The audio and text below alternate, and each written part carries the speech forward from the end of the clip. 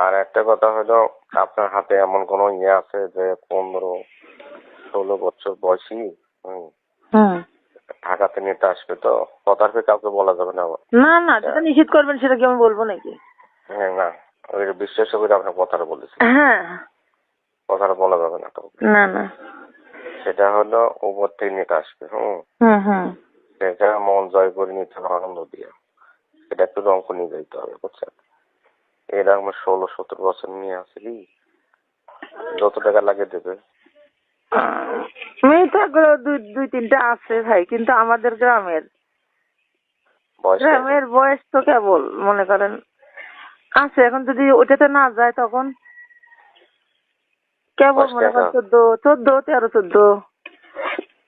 13-14 আছে। কিন্তু আমি তো কখনো সাহস পাবো না। আমি ওর জন্য একটা আমার আব্বার নাম করা, এখন বলতে তো সাহস পাবো না। তাহলে তো হবে না নিজেদের মধ্যে। না না, নিজেদের মধ্যে নাই।